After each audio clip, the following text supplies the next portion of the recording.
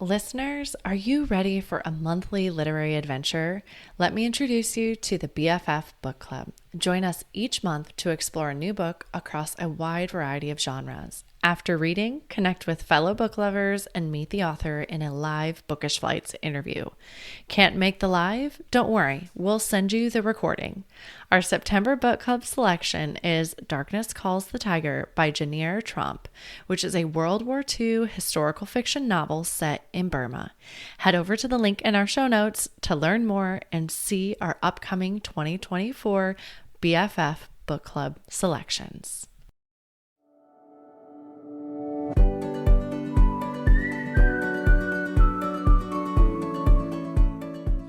Hi, I'm Cara Infante, and this is Bookish Flights. In each episode, I chat with one bookish guest as we take some time to sample and savor the pairing recommendations from their bookish flight. We hope to give you suggestions to cultivate your TBR list and nurture your leisure time through books. In today's episode, I am chatting with Alina Adams. Alina is a New York Times bestselling author, soap opera insider, and pioneer in online storytelling. She was born in the Soviet Union and immigrated with her parents to the U.S. at age 7, where she learned English by watching American soap operas at their home in San Francisco. Alina's childhood and immigration experience was the inspiration for her two latest historical fiction novels, The Nesting Dolls in 2020 and My Mother's Secret, a novel of the Jewish Autonomous Region in 2022. Welcome to the show, Alina. Thank you so much for having me. I am so glad to have you. When you reached out to come on the show and your submission, I was like, I know nothing about this. I want to learn more. So I am excited to have you today. So, well, you are so much more than this bio. So can you tell us a little bit about who you are? Let's see. I have lived, as my children like to say, so many lives. My daughter says, "You're so Barbie," because I've had so many different, I've had so many different jobs and careers. I worked, and as you mentioned, I worked in soaps. I worked at ABC Daytime when they were producing General Hospital, One Life to Live, All My Children, and The Loving, which Loving turned into The City. I actually wrote. Anybody who watched that show, and based on the fact that it was canceled, it wasn't that many of you, but any of you who watched that show, if you remember when Loving transitioned into a city and there was a week of episodes catching people up. So I wrote those. Then I also worked for Procter and Gamble Productions, who produced the soap operas As the World Turns and Guiding Light. And I wrote the tie-in books for those shows. That was Oakdale Confidential, Jonathan's Story, and The Man from Oakdale, two of which were New York Times bestsellers. So people remember soaps used to be a big deal. Although, as you may have noticed by my track record, I've worked for a lot of soaps that then got canceled. So I kind of known for killing things. I worked on the Prospect Park reboot of All My Children and One Life to Live. That didn't go anywhere. So let's keep track of how many shows I worked on. So that's Loving, As the World Turns, Guiding Light, All My Children and One Life to Live, which when I joined the staff got canceled. So yeah, there's that.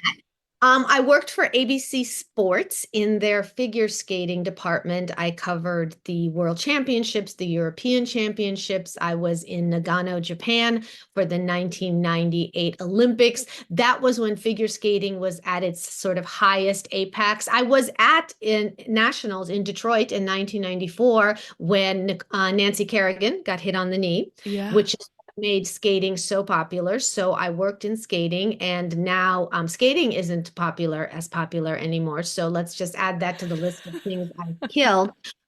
You think I'm kidding? Let me go on. So I wrote Regency romances. In fact, in 1994, I wrote a Regency romance called The Fictitious Marquis, which years later, the Romance Writers of America named as the first own voices Jewish historical, which meant it was the first time that a Jewish author had put Jewish characters into a romance novel. Now, obviously, Julia Quinn, who writes the Bridgerton series, she's Jewish, but she doesn't have Jewish characters.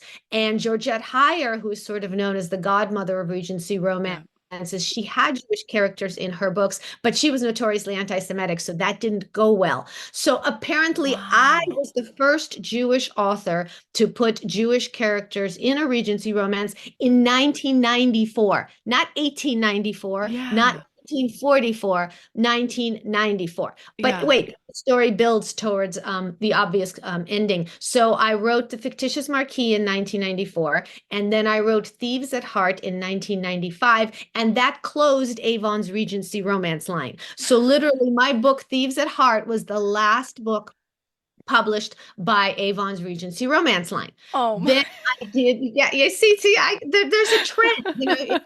If they teach kids in book reports, let me see sort of the through line of action. Are you seeing the through line now? Yes. Are you getting it? So then I wrote some contemporary romances. I haven't killed contemporary romance as far as I know. Then I did 5 figure skating murder mysteries for Berkeley Prime Crime. That I put that under the killed figure skating. They sort of go Okay. together. And now I'm writing historical fiction and I'm feeling I can't really kill the past, right? Because the past has already Yeah. happened. So I'm hoping that here's the thing. The Nesting Dolls takes place in the Soviet Union, and My Mother's Secret, a novel of the Jewish Autonomous Region, takes place in the Soviet Union, and the Soviet Union's already gone. Yeah. So that can't be blamed on me. Yeah. I hear a note of optimism in your voice. Well, let's put it this way. If something that I write could help remove Putin, that would be great. But I don't think I have that level of power. I'm working on it, but Yes. I don't think so. Wow, you really took me on a journey through my childhood with this It's all the about you. past, isn't it? The past.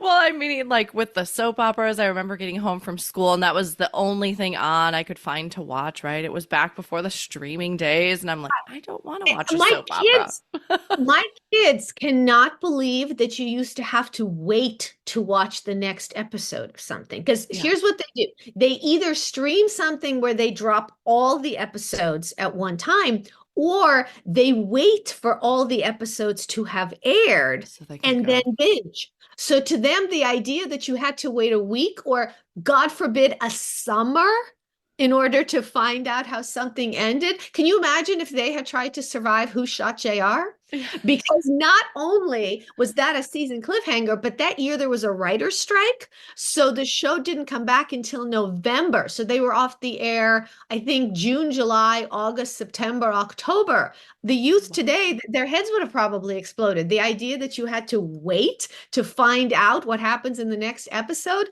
horrors. As one of my kids says, that's because you're from the past. Yeah. My kids don't even know what a commercial is. Like Hmm. we've gone to stay at a hotel and they're like, "Why isn't where's the show?" I'm like, "Well, there's commercials. Like we have to wait." And that Well, is foreign. a funny addition to that is I actually have a master's in broadcast communication arts, and I actually did my master's here. Kids will be shocked on the fact that commercials in television, rather than being an interruption to the narrative, are actually a part of the narrative in that they build tension.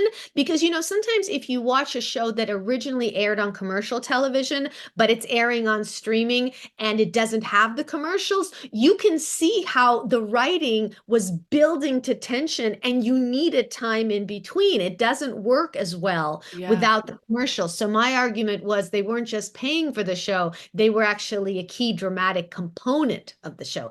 But that's very nerdy. Yeah. Ooh. But you give me something to think about in podcasting world too, because you could do the same. Exactly, exactly. So it's a tool. It's Yeah. not imperative that you have it, but it's definitely a tool in your arsenal. Okay. Really good to know. Thank you for teaching me something here this morning. Well, let's talk a bit more about your historical fiction novels because I want to hear about them. And so, I guess, which one would you like to start with? I want to hear about them both.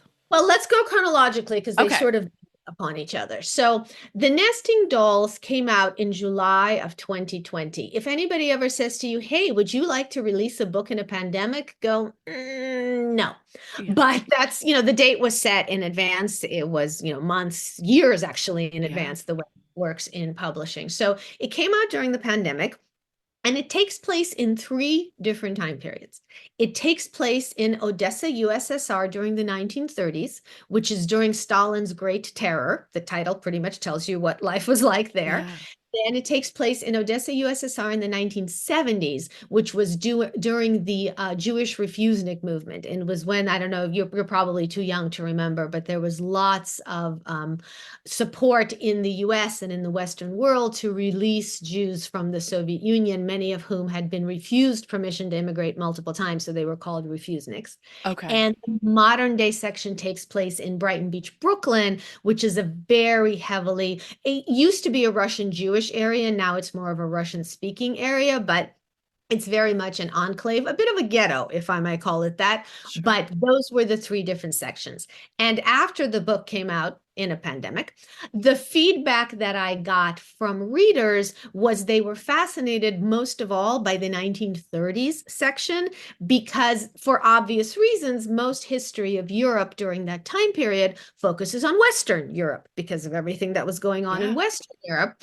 And so many people told me I had no idea what was going on in Eastern Europe at the time. I mean, Stalin's crimes were phenomenal. The fact is, if there had been no Hitler, Stalin's crimes would have definitely been the crimes of the 20th Yeah. century. There's no question about it. So because there was so much interest in the 1930s, my follow-up book, My Mother's Secret, a novel of the Jewish Autonomous Region, took place primarily in the 30s. The modern day framing device is actually the 1980s in San Francisco, California. And yes, the 1980s are now a historical time period.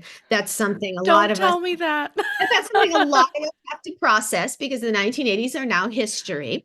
Yeah. But that's just the framing device. Okay. The bulk of it takes place in the 1930s, and it focuses on an area of Jewish history that very, very few people know anything about. Because when I do book talks, I usually ask people, what was the first autonomous Jewish state of the 20th century? And most people just either give me the obvious answer, Israel, Yeah. or they just stare at me suspiciously because they suspect it's a trick question. Yeah. But Okay. the fact is, Israel is established in 1948. And over 20 years before that, that great friend of the Jews, Joseph Stalin, actually gave magnanimously the Jews a homeland right on the border between Russia and China. So about as far east as you can go Okay. before you're in China. And what was established there was a Jewish autonomous region where the official language was Yiddish. And the Okay. idea was that the Jews who had not had a homeland for thousands of years would finally have one under the benevolent leadership of Comrade Joseph Stalin. Yeah. Wow. And that is, can you tell me the name of the region? It's called Birabajan, Okay, and it's because named you wrote after it. two rivers. Two rivers. It's very simple. It's actually the Biro River and the Okay. Bijan River. It's not Bijan. anything Okay. more meaningful than that, but that's why it's called Birabajan. And the funny part is, officially, it's still a Jewish autonomous region. Its status was never revoked. At Okay. this point, it's like maybe I think only 1% Jewish. It's majority ethnic Chinese and ethnic Koreans because Okay. of the area. And here's the other thing.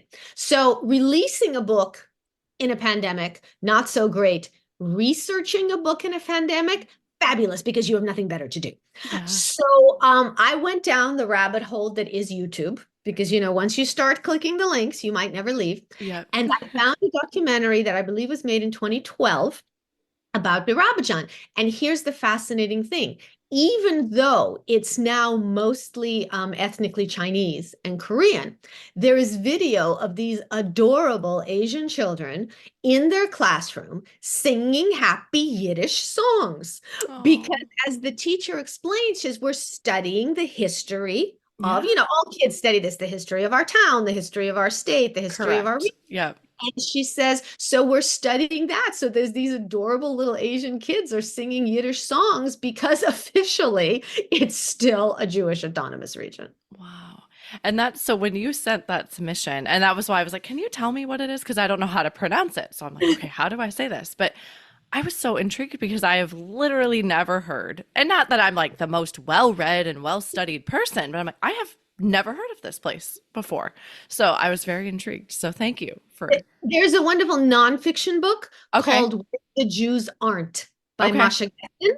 And that is the book that I used as one of my primary sources. I also used those YouTube videos. I also used first person interviews you can find in archives. But for those, since this is a book, this is a podcast about reading, the Yeah. book, the terrific book that gives you really the history from beginning to the all but the end is Where the Jews Aren't by Masha Gessen.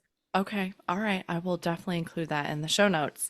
And it's so funny you say that about reading about the Eastern side of things because just 2 months ago, I love historical fiction. It's my go-to genre. And of course, there's a plethora of World War II historical fiction novels. And we read for our book club, we read The Diamond Die by Kate Quinn, which is set as a, have you read it? No. But it's a Russian sniper. And so it was all this other side. And I was like, what a breath of fresh air to read a World War II historical fiction novel set on the Eastern side of things, because I don't think I had ever read one. And it was like, wow. And that's why I love historical fiction, because I'm learning at the same time. And I feel like it's opening my eyes to something that's so much more. And I've just never even thought about it. And I learned so much about the Well, other my side. sorry. Well, my Mother's Secret, a novel of the Jewish Autonomous Region, actually starts in the 1930s, and then it moves into the 1940s, where we do enter World War II, but Yeah. we enter it from the side of the Red Army, the Soviet Okay. Army. And it actually takes place in a prisoner of war camp, which was also based on historical research, because here is something interesting. In German prisoner of war camps, the Americans and other Western prisoners were held separately from the Soviet prisoners. There's a reason Wow. why there were no Soviet prisoners in Hogan's Heroes. For those people whose historical reference to German prisoner of war camps is Okay. Hogan's Heroes, because this is where it gets really interesting, because the Soviets were not signatories to the Geneva Convention. And because the Soviets were not signatories to the Geneva Convention, they could be treated much worse than the Western prisoners. For instance, they didn't get visits from the Red Cross.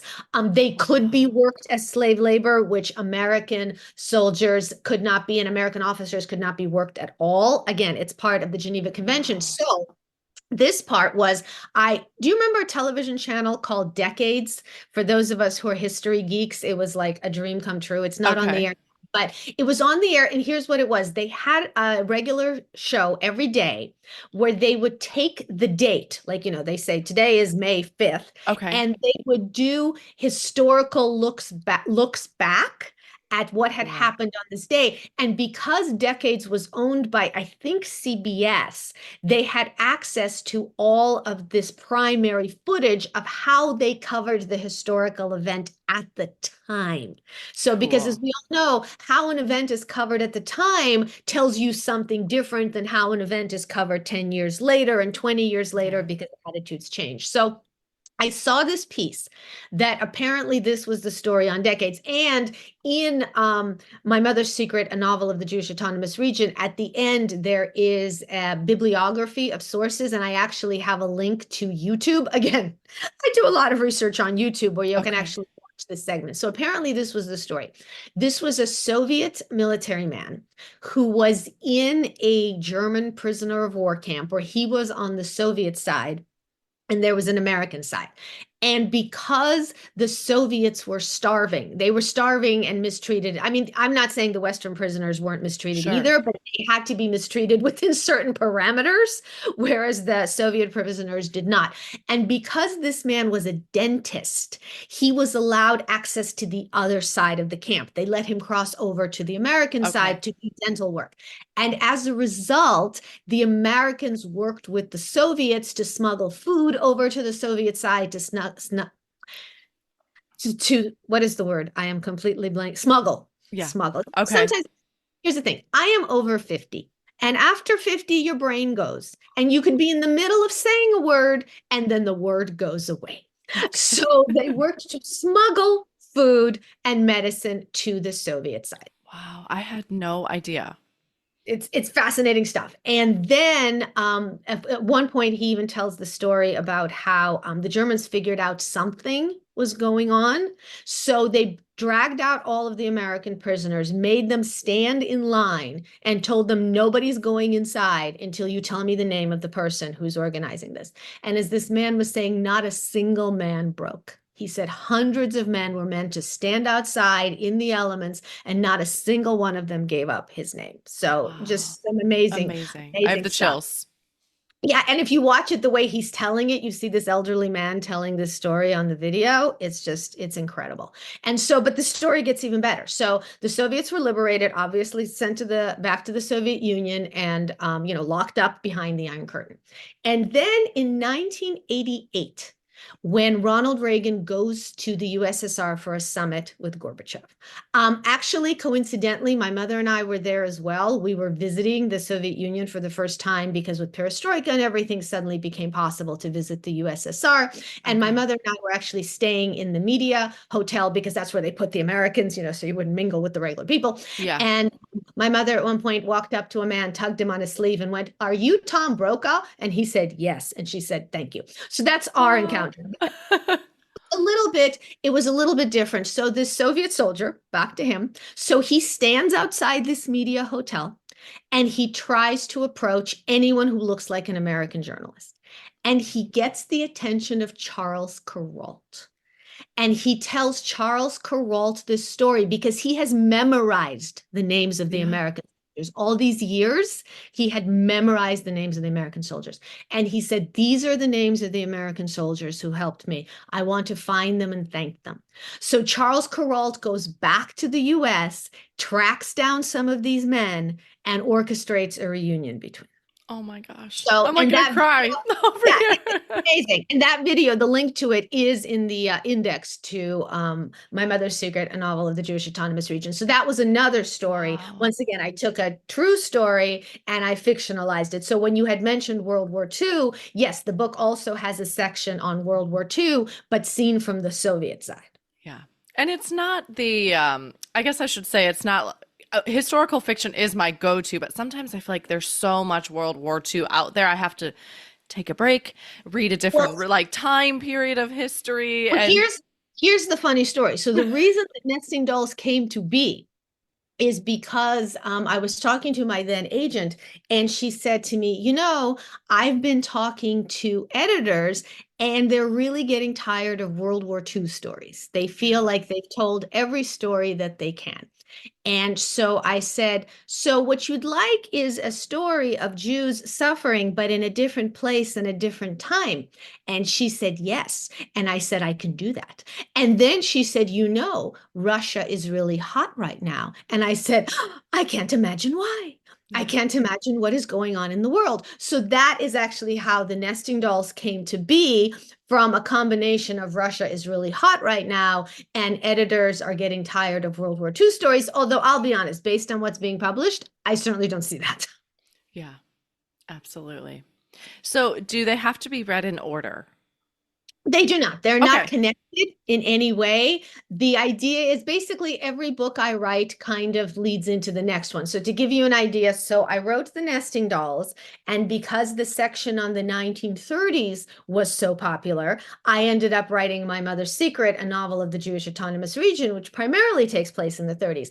And Okay. one of the elements that intrigued people is that when Birabajan was established, not only did Soviet Jews move there, not only did Eastern European Jews move there, but Western European Jews moved there, Latin American Jews moved there, and here's the thing that blows people's minds: North American Jews moved there. So Jews who were Wow. living in the United States sold their property and moved to the Soviet Union because they were going to build Birabajan.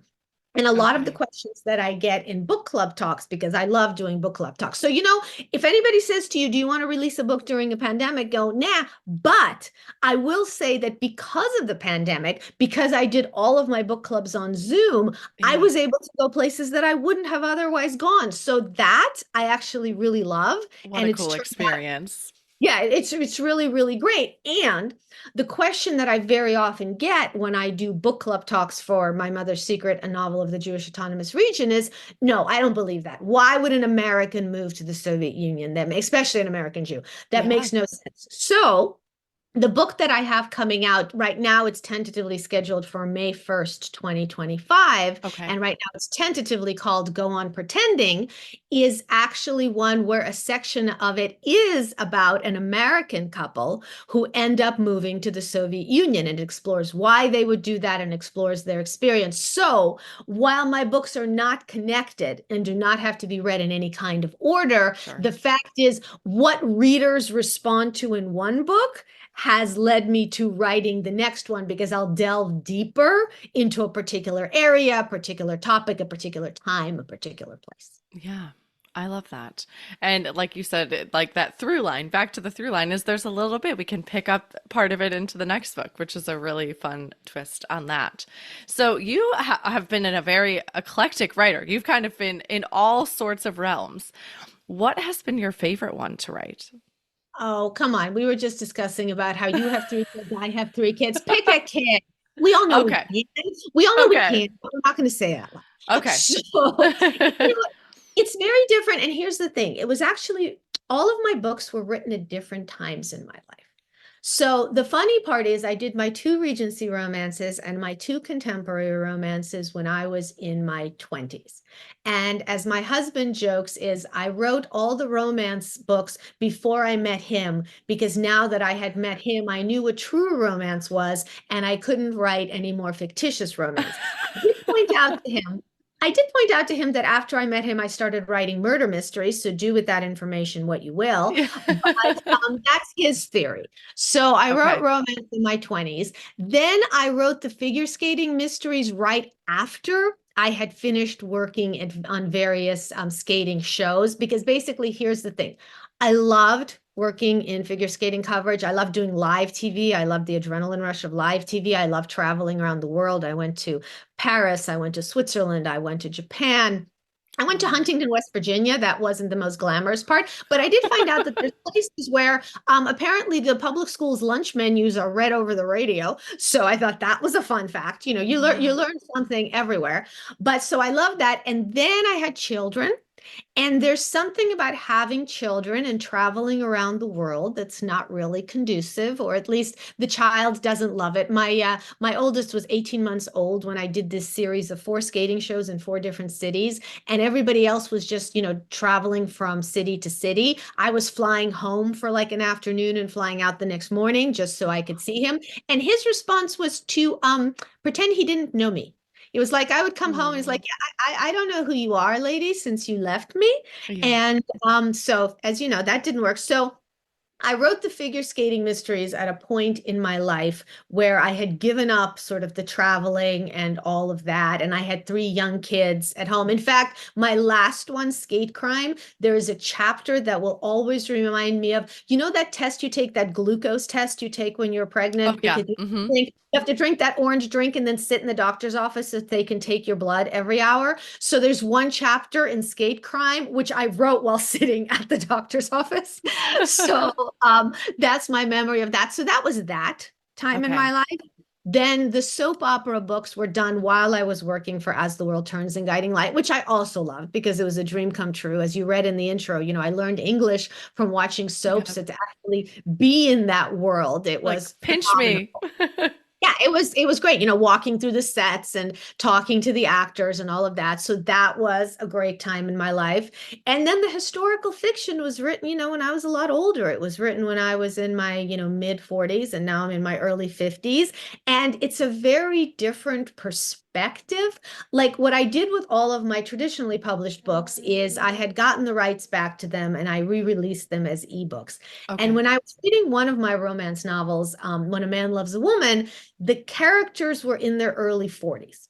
But I wrote the book when I was in my late 20s. And so I had to reread all of them because I had to proof them for the electronic edition. Like for some Sure. reason the J's turned into digits, or when you Interesting. scan it, yeah, when you scan it doesn't go through completely cleanly. So I was rereading When a Man Loves a Woman. And I said to my husband, okay, here's the problem. I was in my late 20s writing people in their early 40s, and they're just not tired enough. The fact is, I read them and they didn't scan tired enough for Yeah. people in their early 40s. They read like people in their late 20s who still had energy. So I think my historical fiction has a richness of perspective, Okay. which I could not have done in my 20s and Yeah. 30s.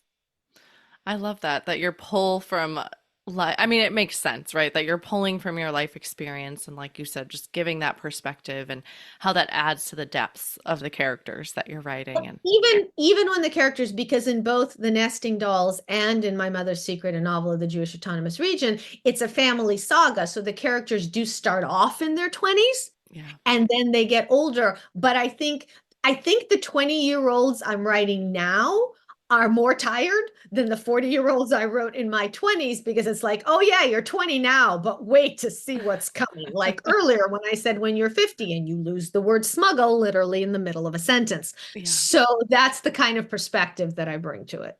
Yeah. And I think, I have said this on the show multiple times, but it's like what my 18-year-old self thought I would be doing at this stage of my life, or even my 25-year-old self is totally different, and all these different hats that we wear and different lives that we live. And it sounds like you've had a lot of that, and you've had a very broad range. Well, and we're just talking about my fiction writing. I've also Yeah. written some nonfiction books on figure skating. I also write about education. I have a whole completely different Barbie side to me, where Wow. I cover education in New York City schools. And as I love to say, New York City schools, the gift that keeps on giving, because there is never a week where I don't have a scandal to write about or something that the Department of Ed did wrong. So I have a whole other side to Wow. me where, in addition to writing fiction, I write nonfiction and I cover education both locally and nationally. Wow. Well, Alina, it sounds like you have a lot of energy to me. Maybe that's why I'm so tired. I think we may have come to some sort of a enlightened moment. Oh, and I also write for a soap opera website because I also still cover soaps. And right now, it looks like there will be a book that I'm going to do on soap operas that will also be out in early 2025. So I have that aspect as well. Wow. I mean, you sound like the Energizer Bunny. I mean, for someone that's not a writer, I'm like, that sounds like you are running and like hiking a mountain every day. Well, let's switch gears a little bit and let's switch gears to who you are as a reader. So, have you always been a reader? Yes, yes, I've always been a reader. I've always liked the idea of getting lost in someone else's world. And I read an equal amount of fiction and Okay.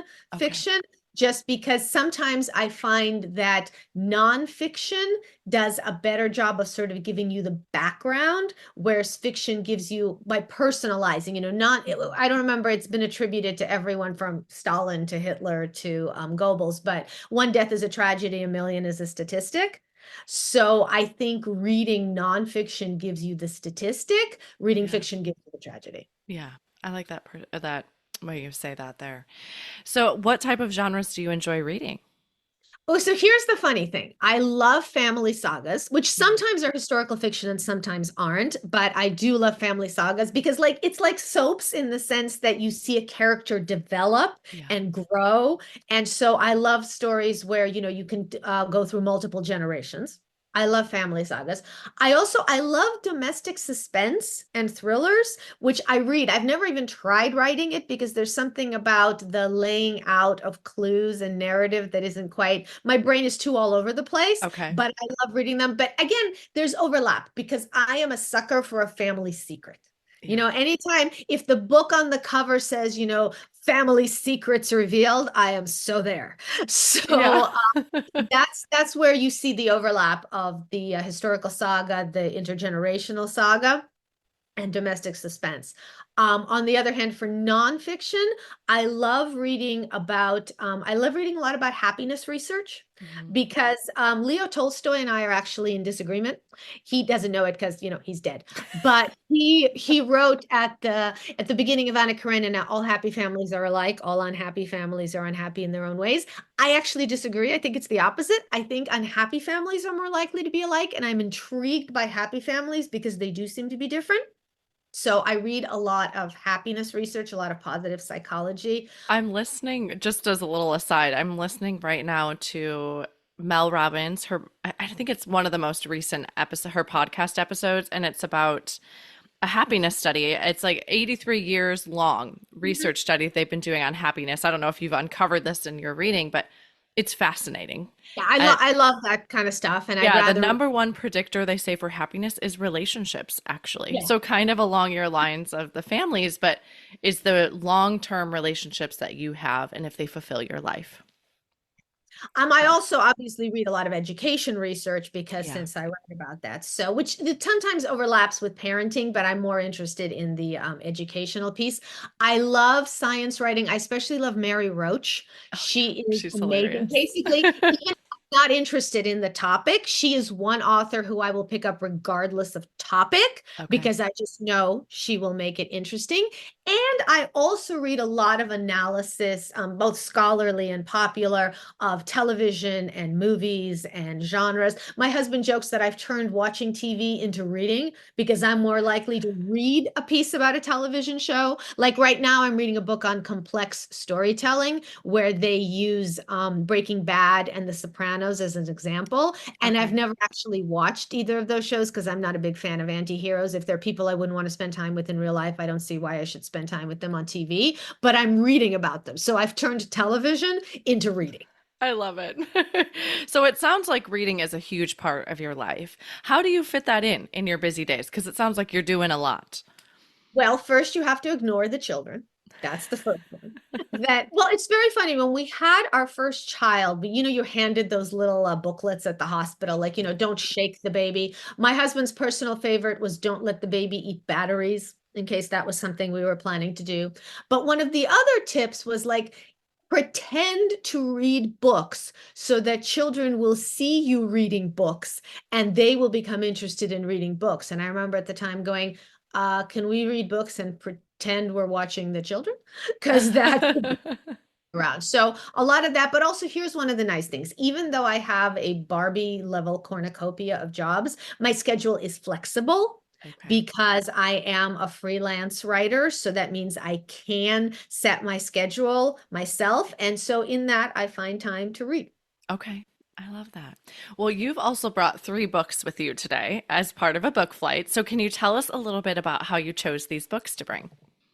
Well, the prompt was more about tying into my own Okay. writing and things that I'm interested in. So, since my last two books are both family sagas and they're about immigrants, I picked three books that tie into that. Okay. The first one is Parenting with an Accent by Masha Rumer, and she is a fellow Soviet immigrant writer. And Okay. she wrote about how immigrant parents, not just Soviet immigrants, she interviewed, I believe, hundreds of families of all races, religions, ethnic origin, about how immigrants raise their children and about what it's like to be a child who is parented by immigrants. So that was a very interesting perspective. And I thought her book was extremely accessible and it had wonderful stories. And I thought that tied into the kind of writing I do, because in the end, even though it's historical fiction that's set in the Soviet Union, the modern generation, the wraparound story is the children of immigrants Yeah. and how their immigrant parents or grandparents, in this case, lives and parenting affected who they became as people. So that's a really big theme. It's not blatantly stated in my books because it doesn't have to be. It's just there. Sure. It's like you don't say the sky is blue. So it's the same sort of thing. The next book that I picked is Bloodline by Sidney Sheldon because Sidney Sheldon is who I wanted to be when I grew up. I Okay. read his books when I was, 13, 14, 15, 16, the ages where you're primed to be influenced by something. And he wrote a lot of family sagas and, with melodrama. It was a great gateway drug from soaps to soaps. It was just a great connection. So Okay. when people ask me who I wanted to be Sidney Sheldon when I grew up. And Bloodline is the story. It's a multi-generational saga of a European Jewish family. They're based on the Rothschilds. Okay. They start a pharmaceutical empire. So these days you'd think they were based on the Sacklers, but they're not. At the time, it was actually based on the Rothschilds. And so it's right up my alley. It's everything I love. There's a mystery, there's a family secret, there's multi-generational sagas. It's great. Okay. I haven't And read this one, but I'm like, okay, adding to the list. Check. if I, let me put it to you this way, I have a very detailed ranking of Sidney Sheldon novels. At the top is, bar none, Master of the Game, best book he ever wrote, no discussion.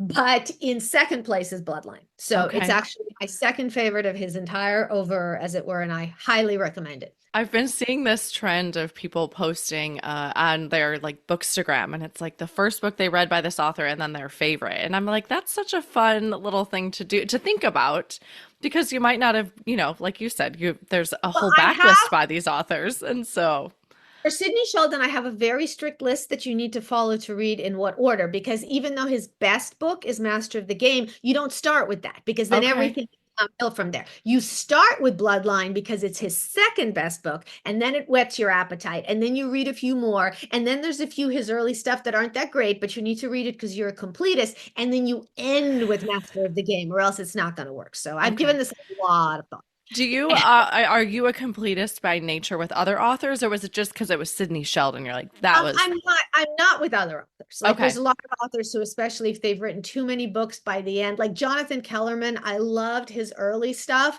but if you've read 10 of them, everything subsequent, it's so paint by the numbers that you Yeah. can tell exactly where it's going. So no, I'm Okay. not just in that sense. Okay. But Sheldon actually doesn't even have that many. There's two that I would leave off the list completely, but that's a whole topic for another show. We'll do a Okay. All right. whole show on that.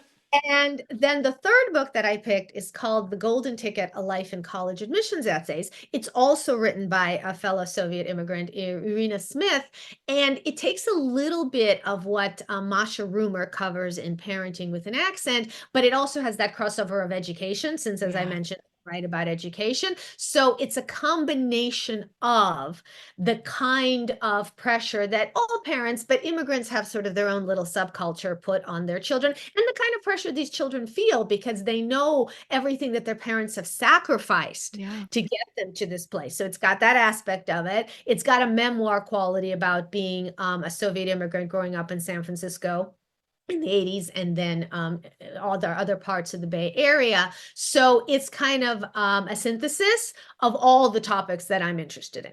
So Yeah. that's why I picked those three books. That's like as you're talking about, I'm like, that is the perfect culmination to tie our whole episode together right there in that one book.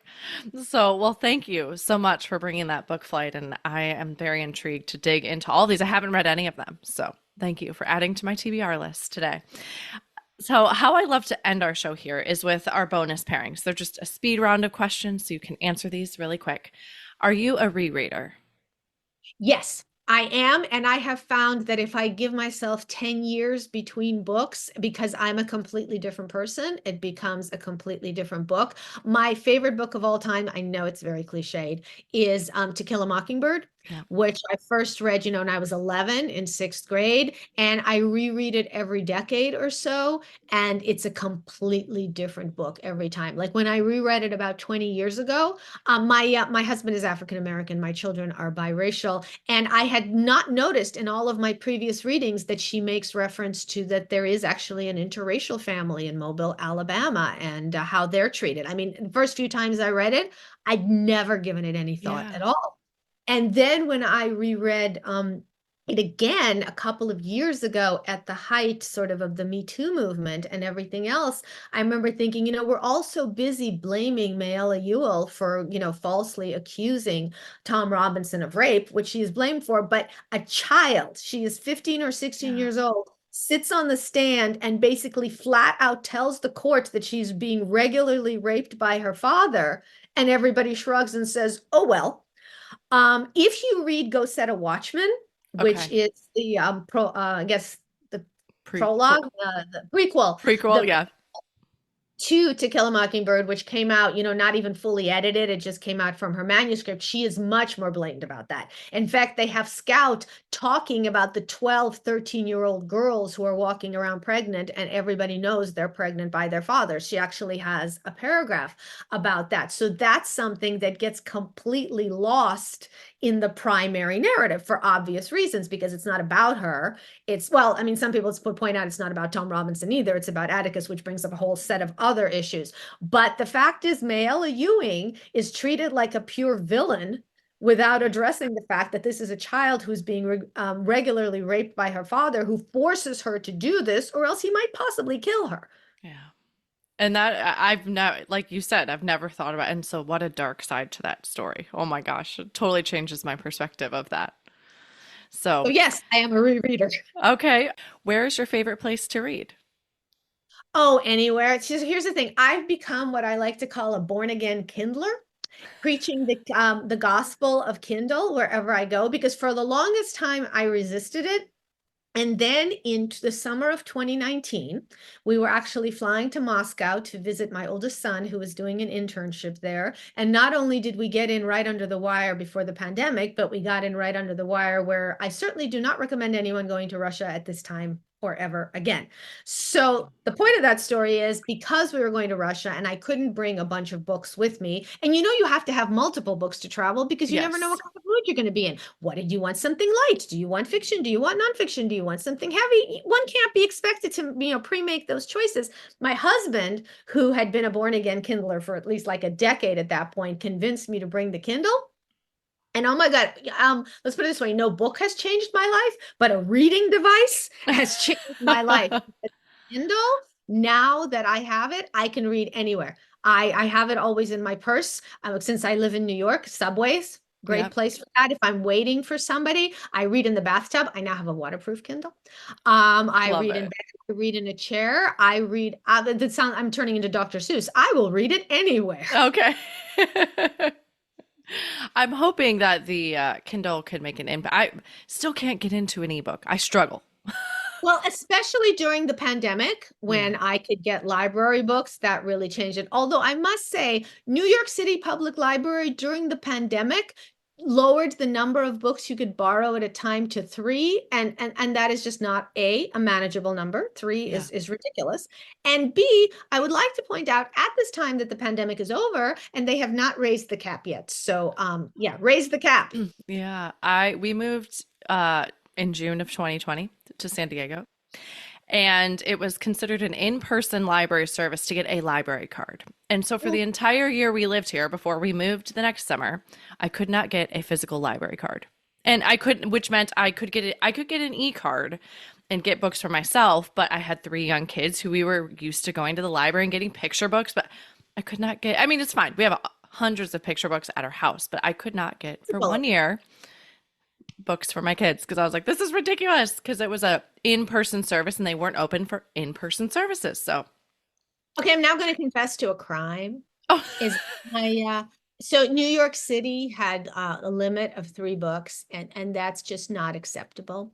And at the time, my parents were living in San Francisco, where they did have in person, same thing as you said. yeah. But so my mother went and took my childhood library card, which I still had somewhere in their home in San Francisco, and took it to the library and renewed it. And during the pandemic, because San Francisco had a 15 book limit, listen up, New Wow. during the pandemic, I may have been a criminal and I may have been accessing the San Francisco Digital Public Library via a card that my mother renewed, not me. Yeah.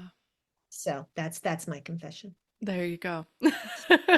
Well, that's what happens as we move too, is right, our library cards still exist in this previous state. And so we can use it until it expires. And then I just get the next, and I'll usually get them simultaneously, have both of them going at the same time. So, My San Francisco card expired and my parents were no longer living in San Francisco, so they could not go in person and renew it, and thus endeth my crime spree. yeah.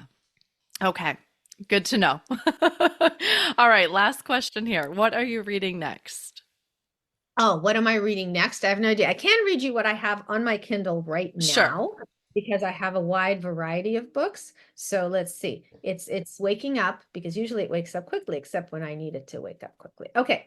So I just finished a book on Stephen Sondheim because I'm a musical theater geek. Okay.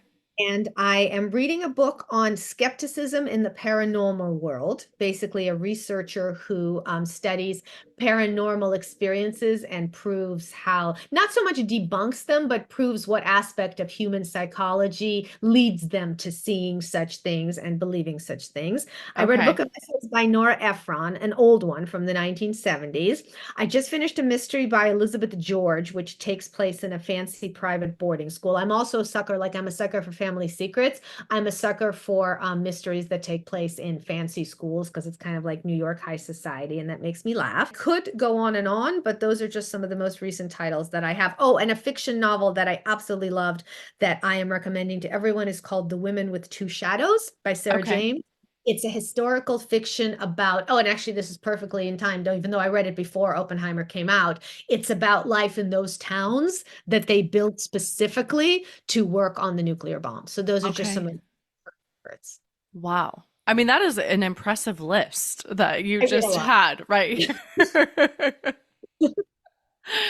So, well, thank you so much for coming on the show today. I appreciate all the time that you've given me. Absolutely. Thank you for the probing questions. You are welcome.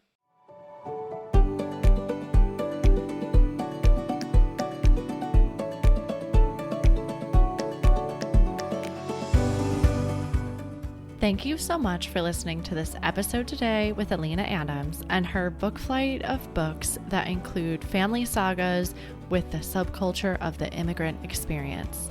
We'd love to hear what other books you'd pair with this book flight at bookishflights.com. That's it for today. Thank you so much for listening. As Emma Thompson said, I think books are like people in the sense that they'll turn up in your life when you most need them. Cheers to you, dear readers. Until next time.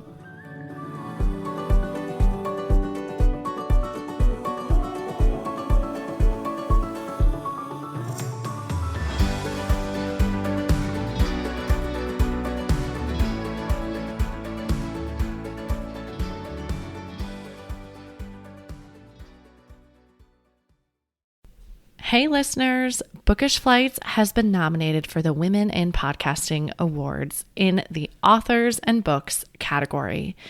If you could head over to www.womenpodcasters.com/vote and vote for Bookish Flights in the Author and Books category, I would greatly appreciate it. Your vote would go a long way in helping the podcast gain visibility and spread our love for books and reading.